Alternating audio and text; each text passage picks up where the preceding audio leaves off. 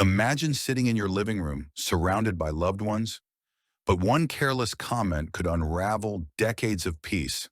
What if I told you there are 5 hidden secrets seniors over 65 must never share? Stay tuned, because the last one will change how you protect your family's harmony forever. In today's video, we're not just talking about secrets. We're talking about the silent landmines that could destroy trust, spark arguments, or leave your family questioning your judgment. These aren't just sensitive topics. They're relationship killers hiding in plain sight. And here's the truth. Most seniors unknowingly share them, thinking honesty is always the best policy. But what if I told you the fifth secret is the most critical? The one that could single-handedly sabotage your legacy and leave your family fractured for years to come. You'll want to watch until the very end to learn how to avoid it. 1. Deep regrets or past mistakes. We've all had moments we wish we could redo. Maybe you regret not pursuing a career, not spending more time with a loved one, or not standing up for yourself. But here's the truth. Sharing those regrets with family can backfire. Imagine sitting with your children and saying, "I wish I'd traveled more when I was younger." Sounds harmless, right? But what if they hear it as, "I wasted my life, and now I'm stuck here with you"? Suddenly, they're burdened with guilt, feeling like they're the reason you're unhappy. Or worse, they might feel helpless, unable to fix decades of what-ifs. Regrets aren't just emotional baggage. They're relationship landmines. When seniors share unresolved regrets, they risk making loved ones feel like they're failing to make up for past mistakes. For example, if you tell your child, "I wish I'd been more involved in your childhood," they might internalize it as, "I wasn't enough to make you happy."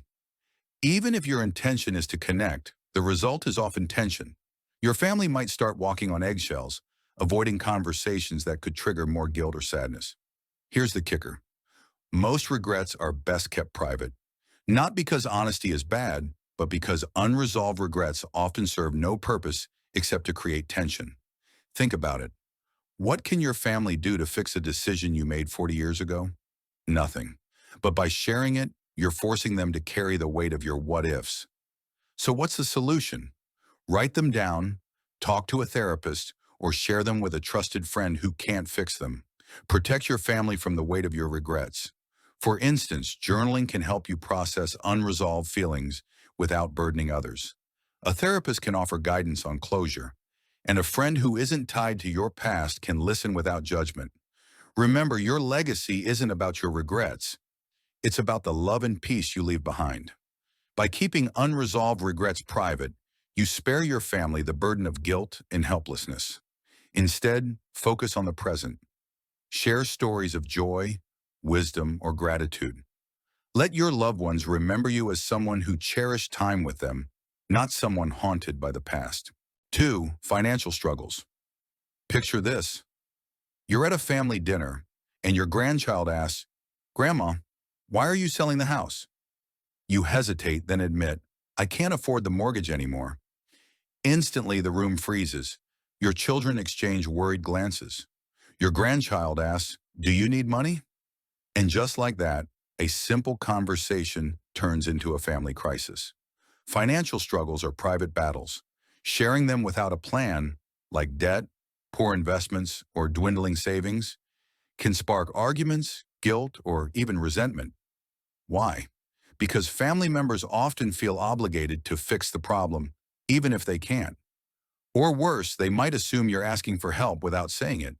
Imagine your children scrambling to offer loans, or your grandkids worrying that they'll have to take you in someday. The weight of their concern can strip you of dignity and independence, turning a private struggle into a family burden. For example, let's say you mention to your son that you're struggling to pay bills. He might start calling daily, offering unsolicited advice, or even showing up unannounced to help. His good intentions could feel intrusive, making you feel like a burden. Or worse, his siblings might argue over who should contribute financially, creating tension that lingers for years. Financial struggles aren't just about money. They're about respect, autonomy, and trust. When you share them carelessly, you risk eroding all three. So what's the fix? Seek professional help first. Talk to a financial advisor, not your family. They can help you create a budget, manage debt, or explore options like downsizing your home without judgment. If you must involve loved ones, frame it as a solution, not a problem. For example, I'm working with a planner to adjust my budget. Let's focus on staying connected, not my finances. This approach protects your dignity and their peace of mind. Avoid oversharing details like exact debt amounts or failed investments. These specifics can fuel anxiety and make your family feel powerless. Instead, focus on what you're doing to address the issue. If you need temporary help, ask for it clearly. I'd appreciate help with groceries this month, rather than I'm broke. By keeping the conversation focused on solutions, you maintain control over your finances and your relationships. Now that we've covered how financial struggles can strain family bonds, let's talk about another sensitive topic: health issues. Like money, health updates can create chaos if shared without clarity. But how do you balance honesty with harmony? 3. Health issues. Without context, we've all heard the casual remark, "I'm fine, just a little tired." But what if you're not fine? What if you're hiding a diagnosis or exaggerating symptoms? Sharing health updates without clarity can create unnecessary chaos within your family. Imagine telling them, "The doctor said I might need surgery," but leaving out the details. Suddenly, everyone is Googling worst-case scenarios, calling daily to check in, or worse, assuming you're at death's door. Even minor complaints like, "My knees ache," can spiral into overprotectiveness. Your family might start treating you like you're fragile, stripping away your independence and autonomy. This kind of vague communication doesn't just affect you, it impacts your loved one's emotional well-being. Studies show that when family members are left guessing about a relative's health condition, it can lead to heightened stress, tension, and even strained relationships.